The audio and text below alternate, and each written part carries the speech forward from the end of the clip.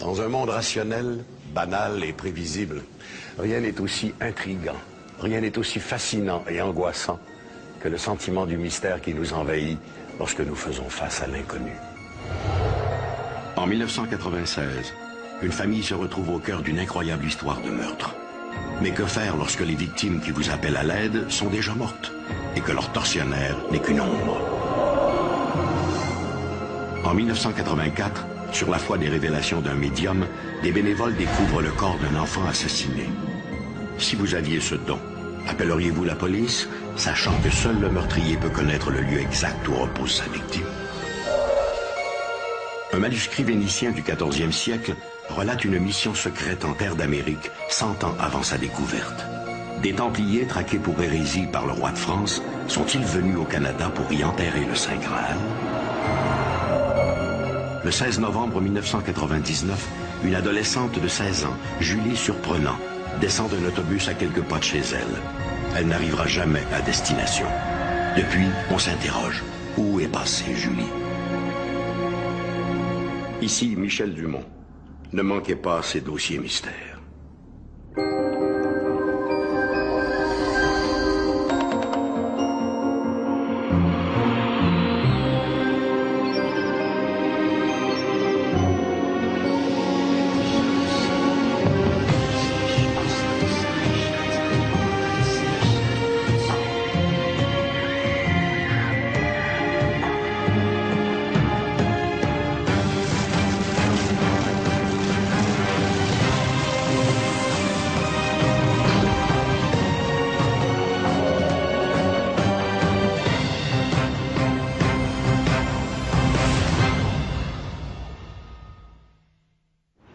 Se retrouver au cœur d'une querelle est toujours déplaisant.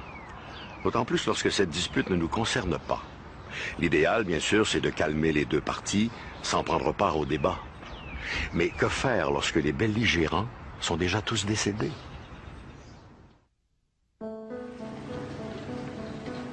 Au début des années 1900, sur les rives du lac Ontario, un riche homme d'affaires local entreprend de faire aménager une confortable résidence d'été. Vers 1920, l'endroit est vendu à un riche immigrant qui fait agrandir le bâtiment principal pour y accueillir ses nombreux domestiques. Au lendemain de la Deuxième Guerre mondiale, les bâtiments sont de nouveau réaménagés et convertis en appartements.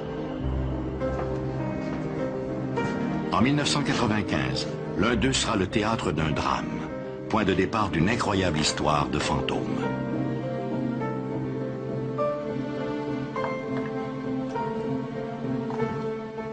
Cette année-là, une adolescente de 15 ans, abusée par les amants de sa mère alcoolique, ingurgite une dose massive de médicaments. Elle ne souhaite pas vraiment mettre fin à ses jours, mais désire attirer l'attention de son entourage sur sa pauvre condition. Mais hélas, ce soir-là, sa mère est trop ivre pour réaliser le geste de détresse de sa fille. La jeune femme meurt, prisonnière de sa triste condition.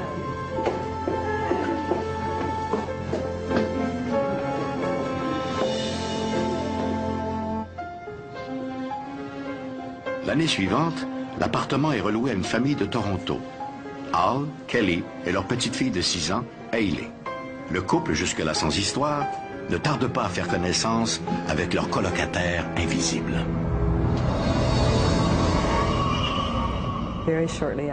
Peu de temps après avoir emménagé, j'avais le sentiment d'être suivie dans la maison.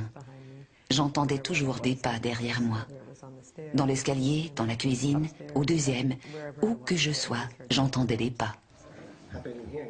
Incapable de trouver une explication rationnelle à ces manifestations, Al décide d'en parler à un ami de la famille, Richard Palmisano, lequel s'intéresse depuis de nombreuses années aux phénomènes étranges et inexpliqués.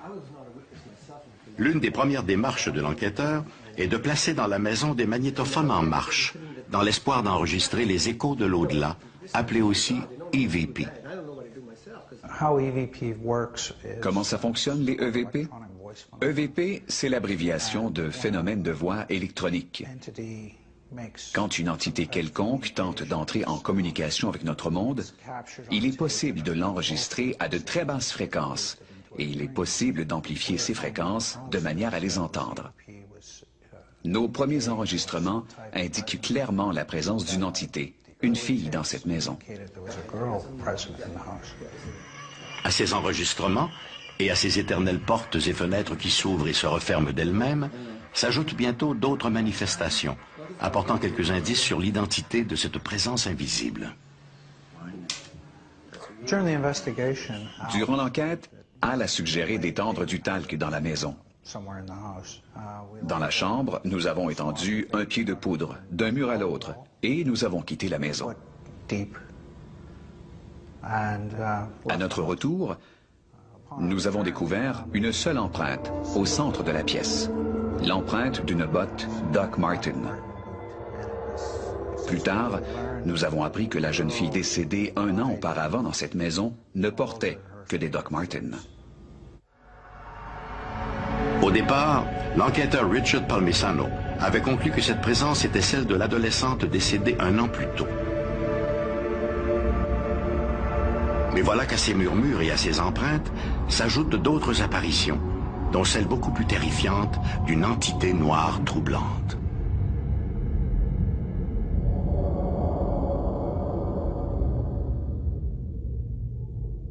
Je dirais que la première fois où j'ai vu la présence noire, je passais la balayeuse au deuxième.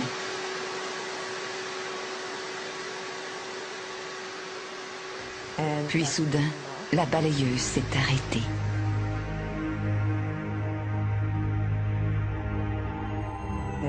Et là, j'ai vu une entité sombre descendre l'escalier jusqu'au premier. Je ne voyais pas ses bras ni ses jambes, mais je voyais nettement sa tête et ses épaules. Et j'entendais ses pas dans l'escalier. De temps en temps, j'entendais des chuchotements ici et là. Mais c'est dans la douche que ces manifestations étaient les plus réelles. J'ai l'impression que chaque fois que je me sentais vulnérable, cette présence se manifestait. À plusieurs reprises, l'eau chaude devenait froide sans que je touche au robinet. Le rideau de douche bougeait sans raison. Une fois, la présence la traversa et me frappa violemment. La salle de bain m'intimidait vraiment.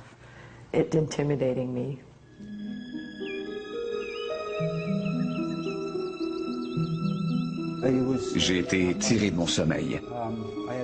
J'ai ouvert les yeux, il faisait clair. J'ai cru voir Kelly près de la commode. Mais ce n'était pas Kelly. Une femme vêtue d'une serviette de bain cherchait quelque chose dans les tiroirs.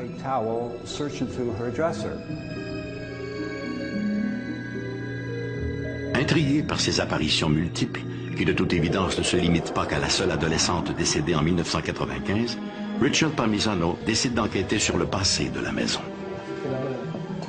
L'enquêteur ne tarde pas à découvrir des événements troublants, des événements qui nous ramènent aux jours sombres de la Deuxième Guerre mondiale. Au début des années 1940, le propriétaire des lieux est arrêté comme sympathisant au régime fasciste du dictateur italien Benito Mussolini. Sa famille préfère alors déménager dans une maison plus modeste près de Toronto. C'est à ce moment-là que l'univers du manoir bascule. L'endroit est confié temporairement à un majordome cruel et manipulateur, un certain Edward. Sa discipline prend vite des allures de dictature. Les domestiques, presque essentiellement des femmes, sont régulièrement humiliés et agressés.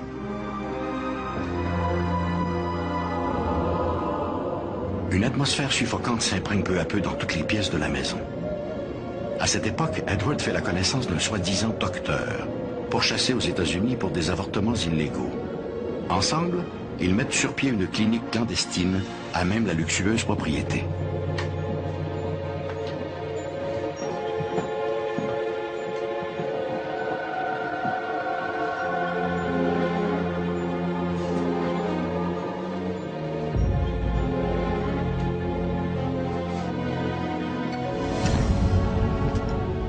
Lentement, pour Richard Palmisano, la vérité se fait jour. Cette ombre, cette entité oppressante, ne peut être qu'Edward, le majordome. Les manifestations se déroulent en effet comme si, transcendant la mort, cette entité cherchait à empêcher la révélation de terribles secrets. C'en était trop. Kelly voulait quitter la maison, mais Richard et moi voulions continuer l'enquête. Aller où? Dans un monde rationnel, banal et prévisible, rien n'est aussi intriguant, rien n'est aussi fascinant et angoissant que le sentiment du mystère qui nous envahit lorsque nous faisons face à l'inconnu. En 1996, une famille se retrouve au cœur d'une incroyable histoire de meurtre. Mais que faire lorsque les victimes qui vous appellent à l'aide sont déjà mortes et que leur tortionnaire n'est qu'une ombre? En 1984, sur la foi des révélations d'un médium, des bénévoles découvrent le corps d'un enfant assassiné. Si vous aviez ce don, appelleriez-vous la police, sachant que seul le meurtrier peut connaître le lieu exact où repose sa victime? Un manuscrit vénitien du XIVe siècle relate une mission secrète en terre d'Amérique 100 ans avant sa découverte. Des Templiers traqués pour hérésie par le roi de France sont-ils venus au Canada pour y enterrer le Saint Graal? Le 16 novembre 1999, une adolescente de 16 ans, Julie Surprenant, descend d'un autobus à quelques pas de chez elle. Elle n'arrivera jamais à destination. Depuis, on s'interroge. Où est passée Julie? Ici Michel Dumont. Ne manquez pas ces dossiers mystères.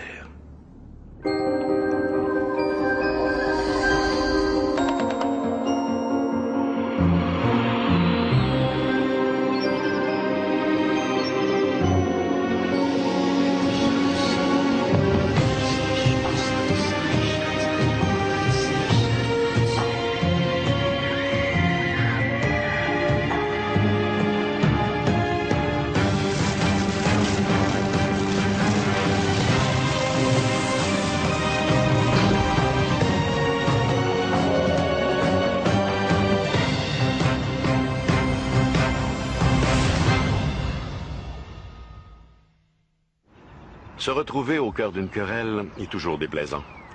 D'autant plus lorsque cette dispute ne nous concerne pas. L'idéal, bien sûr, c'est de calmer les deux parties sans prendre part au débat. Mais que faire lorsque les belligérants sont déjà tous décédés?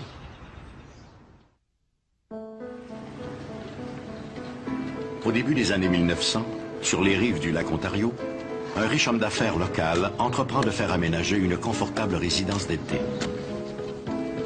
Vers 1920, l'endroit est vendu à un riche immigrant qui fait agrandir le bâtiment principal pour y accueillir ses nombreux domestiques. Au lendemain de la Deuxième Guerre mondiale, les bâtiments sont de nouveau réaménagés et convertis en appartements. En 1995, l'un d'eux sera le théâtre d'un drame, point de départ d'une incroyable histoire de fantômes.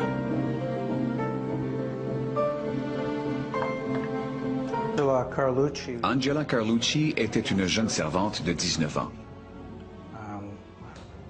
Quand elle est morte, on l'a simplement enterrée au sous-sol pour éliminer toute trace du crime. C'était la guerre, elle était italienne, et on déclara qu'elle était retournée en Italie. Le vrai crime parfait. Après la guerre, la famille a de nouveau habité la maison, puis a déménagé. Edward est mort éventuellement, et il est revenu hanter la maison pour y protéger son secret. Les recherches menées par Richard Palmisano ont depuis fait l'objet d'une publication détaillée, Overshadows. Mais sur le terrain, cette enquête reste inachevée. Elle n'a fait hélas qu'ouvrir une porte sur un univers trouble et surnaturel. Une porte condamnée par une dalle de béton de 10 cm.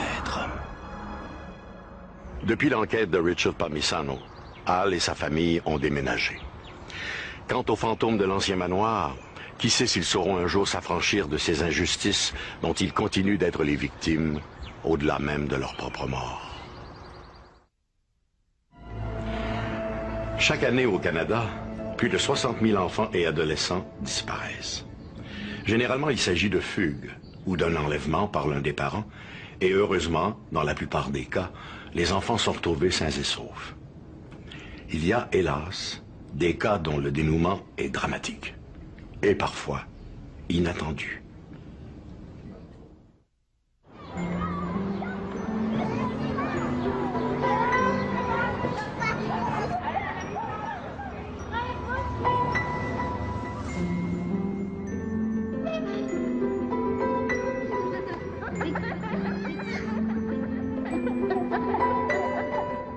Le 1er novembre 1984, le petit Maurice Vien, un enfant de 4 ans, est enlevé près de la résidence de ses parents à Montréal.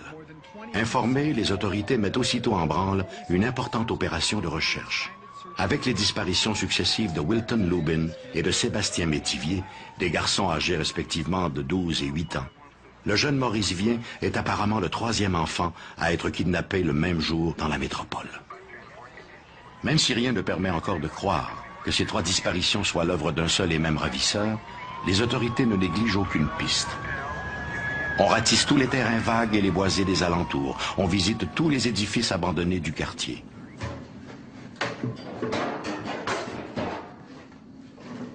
Des affiches sont placardées d'un bout à l'autre de la ville, sans succès. Puis, 3 jours plus tard, un blouson appartenant à l'enfant est découvert à Saint-Roch-sur-le-Richelieu, en Montérégie. On élargit la zone de recherche et la Sûreté du Québec se joint à la police municipale de Montréal dans cette angoissante opération. Le lendemain, un policier en congé, l'agent Stephen Lynch, et un hypnothérapeute de Beauport, Yvan Gagnon, entreprennent de mettre sous hypnose un homme d'affaires de la Rive-Nord de Montréal. Peux-tu voir l'enfant? Oui. Oui, il s'amuse. Est-il seul? Non. Il y a un homme avec lui. Il lui demande si... L'homme, que nous appellerons Monsieur X, est un sensitif, un homme doué d'une extraordinaire perception extrasensorielle. L'enfant dit qu'il veut rentrer chez lui.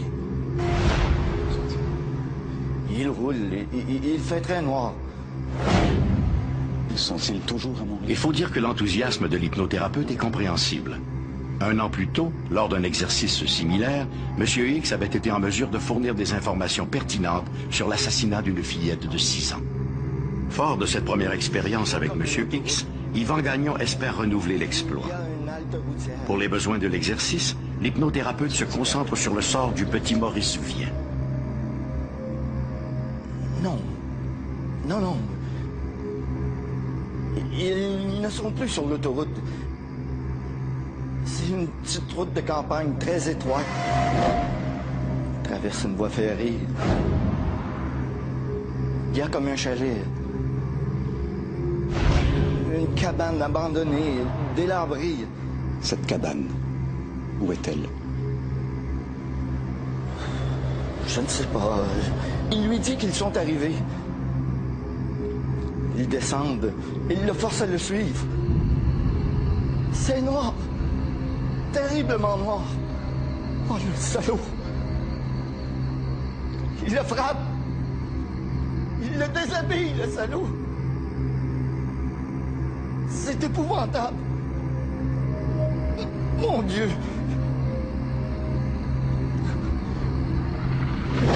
Il y a une cordelette, le salaud.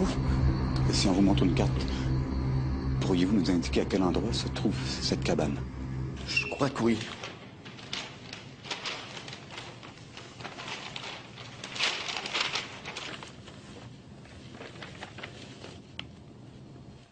Moi, je voyais des choses à Saint-Antoine-du-Richelieu.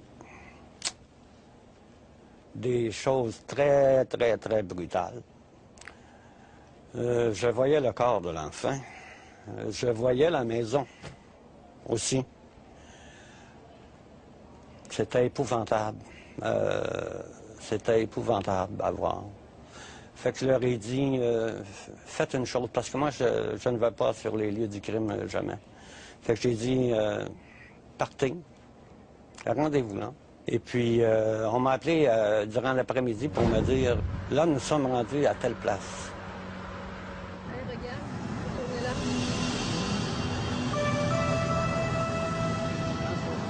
Vers le milieu de l'après-midi, en ce 6 novembre, la voiture des enquêteurs en herbe s'engage sur le rang Monseigneur-Gravel à Saint-Antoine-sur-Richelieu.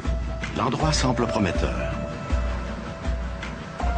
Bientôt entre les arbres, le trio aperçoit une habitation délabrée, comme celle décrite par M. X.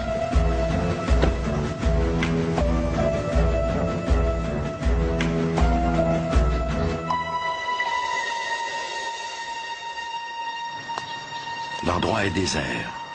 Les vitres ont été placardées. Yvan Gagnon pénètre à l'intérieur, pendant que ses compagnons l'attendent dans le véhicule.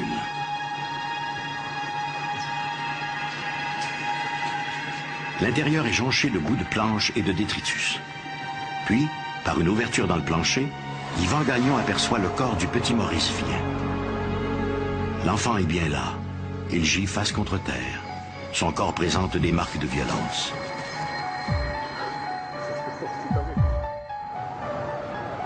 « 20 minutes plus tard, informés, les policiers de la Sûreté du Québec bouclent tout le secteur.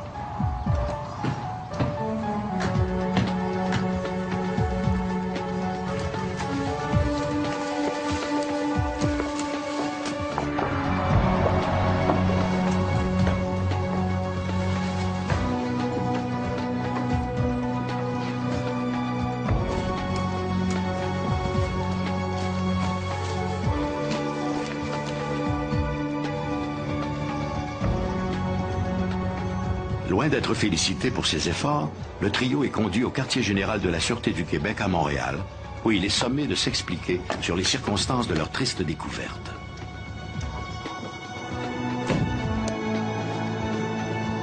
Qu'est-ce qui se passe? Bon, je sais que c'est un peu difficile à croire, mais on est ici The provincial policemen from the Quebec City area found the body with the help of a hypnotist and a man claiming to be clairvoyant.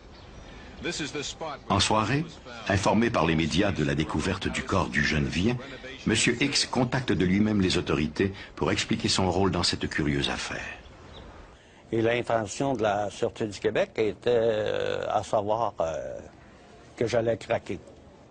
Ils voyaient réellement que j'étais le suspect principal dans ce meurtre, parce que les détails que j'avais donnés étaient tellement précis que j'étais leur homme. Malgré leur scepticisme, les enquêteurs doivent se rendre à l'évidence. Ni M. X, ni Yvan Gagnon n'ont quoi que ce soit à voir avec l'enlèvement et l'assassinat du petit Maurice Vien. Sans l'intervention de M. X, il y a fort à parier que les policiers auraient mis de longues semaines avant de retrouver le corps du bambin. L'enfant n'aurait peut-être même jamais été retrouvé. L'affaire Maurice Vien aura un impact considérable sur tous les acteurs de cette étrange enquête. Yvan Gagnon abandonnera éventuellement l'hypnothérapie et refusera de commenter plus avant l'affaire Maurice Vien. Quant à M. X, il restera longtemps amer vis-à-vis de l'attitude des autorités policières. Lors des enquêtes policières, dans les cas de disparition, il n'est pas rare qu'un médium vienne offrir ses services pour résoudre l'affaire. Malheureusement, les informations qu'ils fournissent aux policiers s'avèrent trop vagues pour être d'une quelconque utilité réelle. L'affaire Maurice Vien demeure exceptionnelle et se démarque par la précision de la voyance de M. X. C'est un cas pratiquement unique dans les annales des enquêtes policières. Rumeurs de trésors cachés, grande quête mystique, de quoi faire rêver les amateurs de mystère et d'histoire. La combinaison de ces deux éléments pourrait bien obliger les historiens à réécrire une bonne partie de l'histoire du Canada.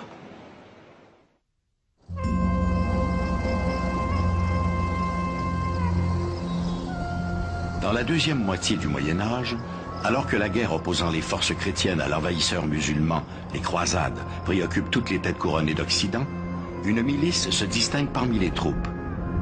L'ordre des chevaliers du Temple.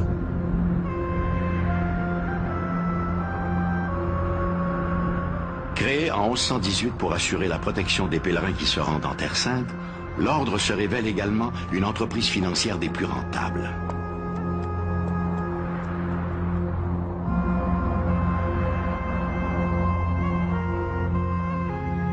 William Mann, auteur de The Knights Templar in the New World, connaît bien l'histoire des chevaliers du Temple. La manière dont les Templiers ont fait leur fortune pendant les premières croisades est fabuleuse. On raconte qu'au début, 9 pauvres moines chevaliers eurent pour mission de protéger les pèlerins en route pour Jérusalem.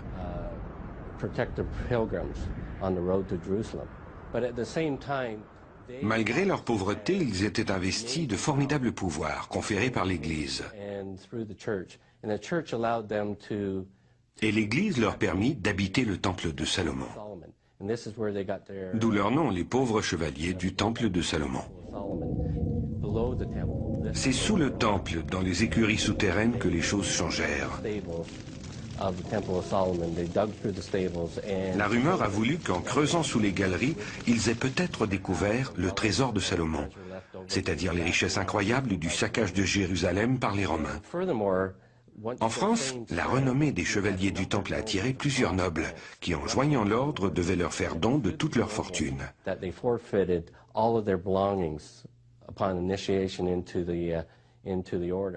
En quelques siècles, les Templiers sont devenus immensément riches.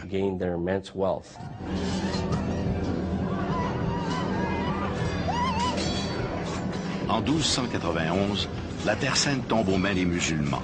C'est la fin des croisades. Les Templiers n'ont plus leur raison d'être. Pire, leur fortune fait l'envie du roi de France, Philippe le Bel. Philippe le Bel était une vipère. Il était le roi de France, mais il était ruiné. Il convoitait la fortune des Templiers. Pour l'acquérir, il trama le complot d'accuser les Templiers d'hérésie, d'avoir craché sur la croix, de pratiques homosexuelles, d'avoir renié le Christ. Ces accusations ont conduit l'Église et le peuple à se tourner contre les Templiers.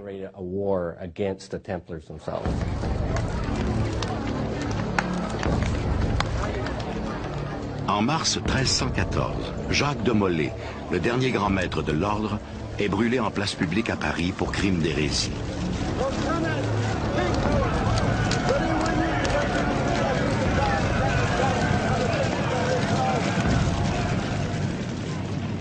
Mais de ces richesses anticipées par Philippe le Bel, on ne trouve aucune trace.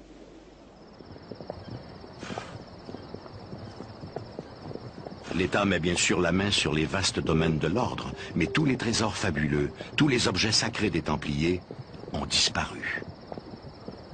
En catimini, les derniers membres de l'ordre auraient-ils emporté sous d'autres cieux les rêves cupides du roi de France? Par chance, les Templiers ont appris les intentions du roi. Le vendredi 13 octobre 1314, un groupe de Templiers a pris la fuite en pleine nuit avec 18 chariots, en emportant avec eux, à ce que l'on dit, le secret des trésors des Templiers. C'est ce mystère qui nous intrigue encore.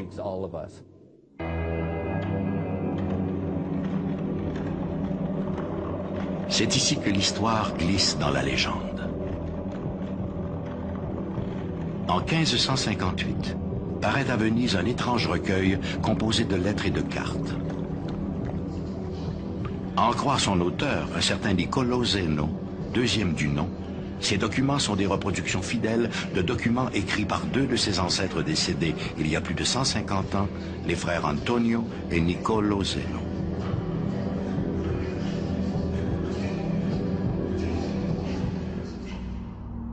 Pour Paul Falardeau, auteur de Société secrète en Nouvelle-France, les cartes des frères Zeno sont la genèse d'une formidable aventure. En fait, les cartes des frères Zeno se trouvaient dans la famille depuis au moins un siècle et demi. Et ces cartes, ce qu'elles ont de particulier, c'est qu'elles représentent à une époque, je veux dire, à peu près tout l'hémisphère nord, à partir de l'Angleterre, aller jusqu'à la Nouvelle-Écosse, en Amérique. On y voit très bien l'Islande, les côtes du Groenland, les côtes du Labrador et ce que l'on appelle, ce qu'on appelait à l'époque l'Estotiland. Quant aux lettres, elles décrivent l'incroyable expédition des frères Zeno. Des navigateurs vénitiens qui, en 1397, presque un siècle avant Colomb, auraient accompagné en cette terre d'Estotiland un noble écossais, le prince Henry Sinclair.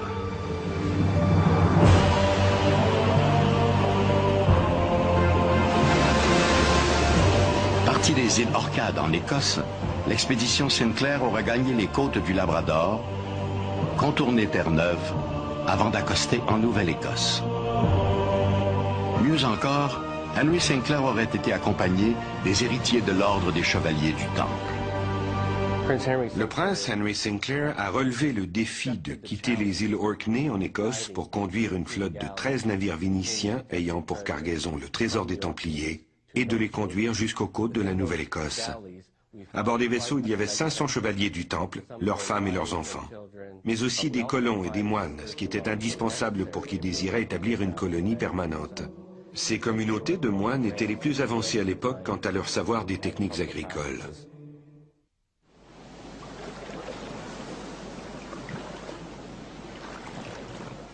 « 85 ans après la mort de Jacques de Molay, les derniers membres de l'Ordre du Temple ont-ils réellement débarqué en Nouvelle-Écosse?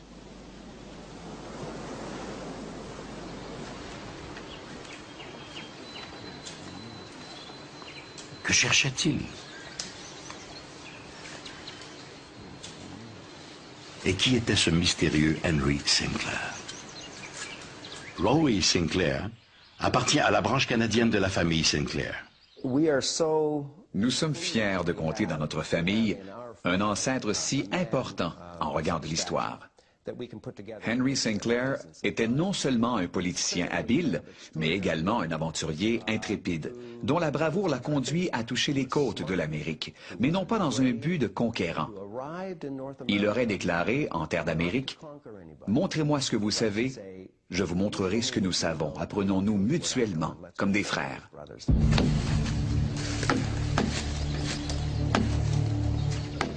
Outre l'exploration, l'aventure comportait aussi une mission mystique. Plusieurs auteurs croient en effet que les voyageurs transportaient avec eux une relique inestimable.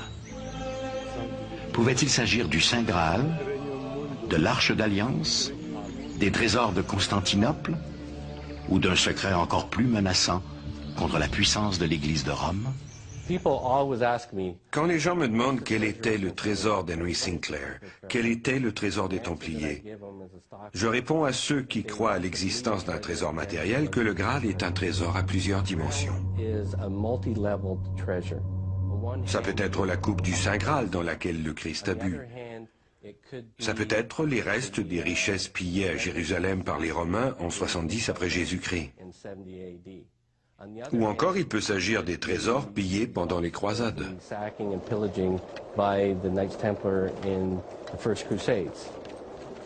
Mais par contre, ça peut aussi être la preuve du mariage de Jésus-Christ à Marie-Madeleine et de la trace généalogique de leur descendance.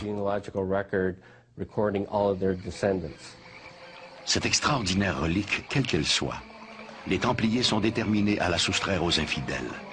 Ils souhaitent l'enterrer là où personne ne pourra jamais la trouver, sauf quelques initiés. Leur choix se serait alors porté sur une petite île de la baie de Mahon en Nouvelle-Écosse, l'île aux Chênes.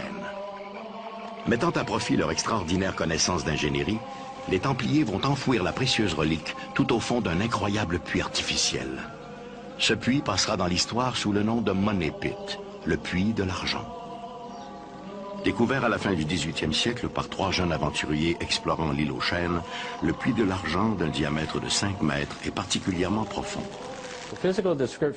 Si on décrit physiquement le Money Pit, on peut parler essentiellement d'un piège hydraulique. Imaginez un vase immergé sous l'eau et scellé par un bouchon de liège. Eh bien, le puits de l'île aux Chênes est fait selon ce principe.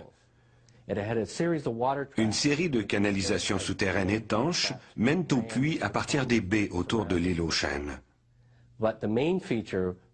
À tous les 10 pieds, des plateformes faites de troncs de chêne attachés entre eux par des fibres de coco scellent le puits en créant un vide qui retient l'eau. Quand le puits fut enfin excavé, un système incroyable d'irrigation souterraine, relié à la mer par des canalisations, l'inonda complètement. Depuis lors, toutes les tentatives pour assécher le puits afin d'y récupérer un trésor ont échoué. En plus de leur présence sur l'île aux Chênes, les explorateurs avaient également laissé plusieurs vestiges témoignant de leur présence au Nouveau Monde.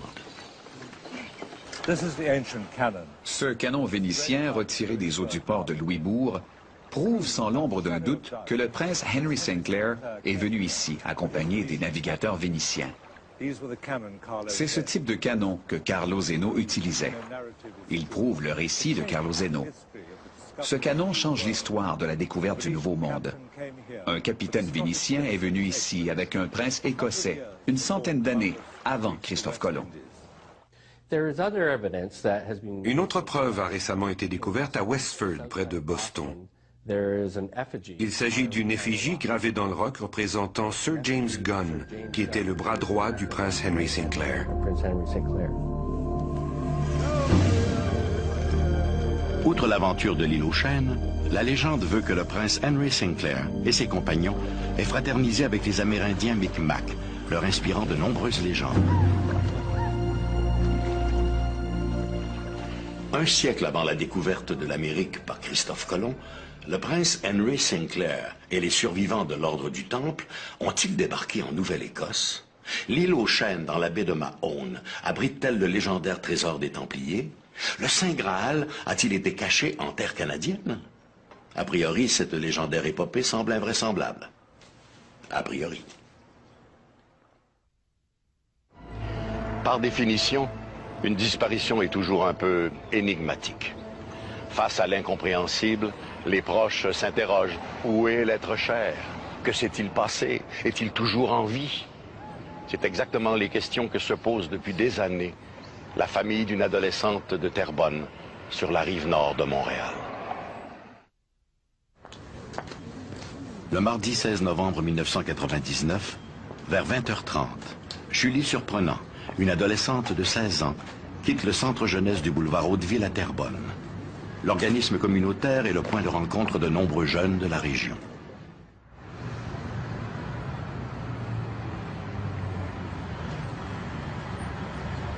Accompagnée d'une amie, Julie grimpe dans un autobus à l'intersection du boulevard Hauteville et de la rue Côté-Boisé. Pendant le trajet, les deux adolescentes discutent de tout et de rien. Julie ne... Dans un monde rationnel, banal et prévisible, rien n'est aussi intriguant, rien n'est aussi fascinant et angoissant que le sentiment du mystère qui nous envahit lorsque nous faisons face à l'inconnu. En 1996, une famille se retrouve au cœur d'une incroyable histoire de meurtre. Mais que faire lorsque les victimes qui vous appellent à l'aide sont déjà mortes et que leur tortionnaire n'est qu'une ombre? En 1984, sur la foi des révélations d'un médium, des bénévoles découvrent le corps d'un enfant assassiné. Si vous aviez ce don, appelleriez-vous la police, sachant que seul le meurtrier peut connaître le lieu exact où repose sa victime? Un manuscrit vénitien du XIVe siècle relate une mission secrète en terre d'Amérique 100 ans avant sa découverte. Des Templiers traqués pour hérésie par le roi de France sont-ils venus au Canada pour y enterrer le Saint Graal? Le 16 novembre 1999, une adolescente de 16 ans, Julie Surprenant, descend d'un autobus à quelques pas de chez elle. Elle n'arrivera jamais à destination. Depuis, on s'interroge. Où est passée Julie? Ici Michel Dumont. Ne manquez pas ces dossiers mystères.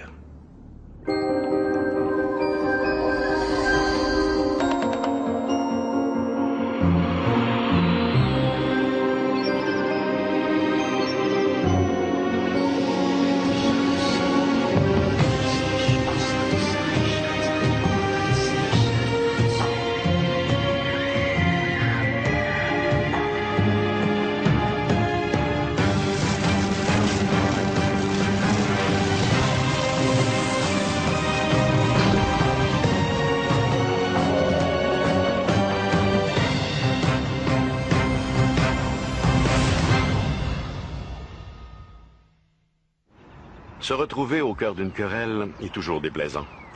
D'autant plus lorsque cette dispute ne nous concerne pas. L'idéal, bien sûr, c'est de calmer les deux parties sans prendre part au débat. Mais que faire lorsque les belligérants sont déjà tous décédés?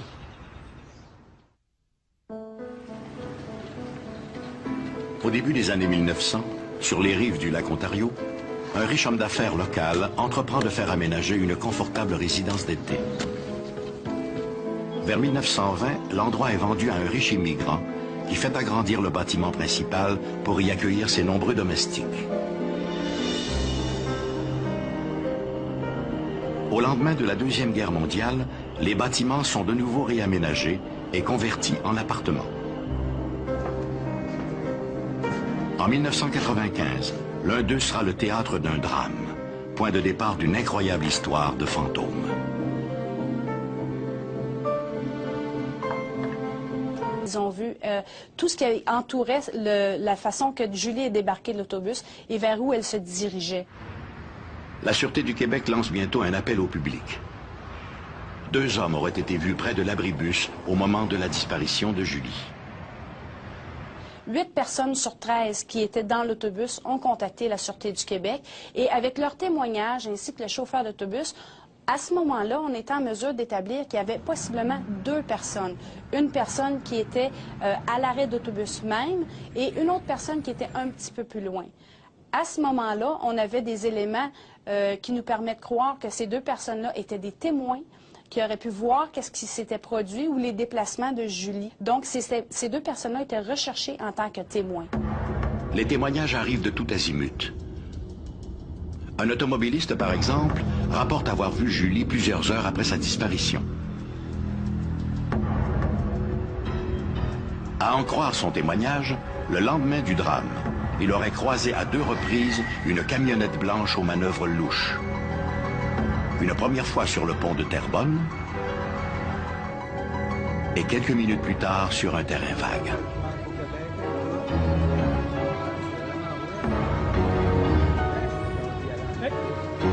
C'est à ce moment-là que le témoin aurait aperçu les passagers du véhicule, 2 hommes et une adolescente.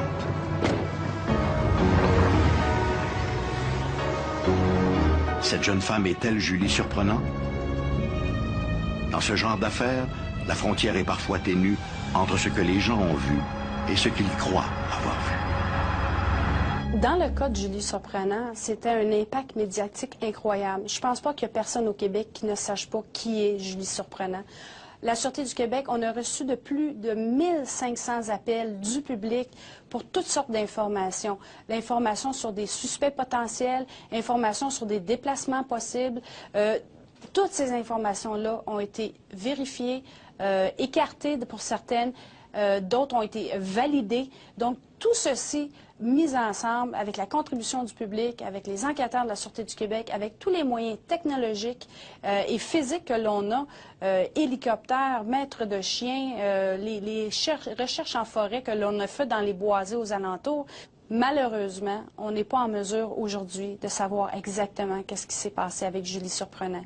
On sait qu'elle a débarqué de l'autobus et elle est disparue depuis ce temps-là. Aujourd'hui, malgré les années écoulées, les autorités n'ont pas baissé les bras.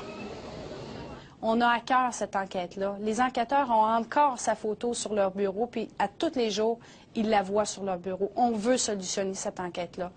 Au moment où on se parle, on n'a pas d'éléments qui peuvent nous aider à solutionner ou à élucider cette disparition. Pour Michel Surprenant, la disparition de sa fille reste une énigme. Même si les années l'ont préparé au pire, il garde toujours espoir de découvrir ce qu'il est advenu de Julie. J'ai été longtemps à ne pas vouloir faire de deuil. Parce que je m'en voulais. J'ai dit, d'un coup qu'elle revient, je vais avoir les fins, tu sais. Mais quelqu'un me dit, non, fais-le ton deuil. Si elle revient, inquiète-toi pas, ça se répare facilement. Mais il faut que tu le fasses ton deuil, sinon c'est pas vivable. On guérit pas de ça, on apprend à vivre avec. Mais il faut aller chercher un équilibre pareil, là. On n'a pas le choix. J'ai une autre fille, il faut que je m'en occupe pareil, puis il faut qu'elle aussi elle continue à vivre, il faut qu'elle continue à faire son chemin. Il faut qu'elle garde son équilibre elle aussi. La disparition de Julie Surprenant a été au Québec l'un des faits divers les plus médiatisés de ces dernières années. Les autorités ont reçu plus de 1500 appels du public. Malheureusement, pas une seule de ces informations n'a, à ce jour, permis d'élucider cette mystérieuse affaire. Rencontres insolites, disparitions mystérieuses, faits étranges, légendes fabuleuses. quelqu'un pourrait peut-être nous révéler enfin la vérité cachée derrière ces mystères extraordinaires. Et peut-être que cette personne, c'est vous.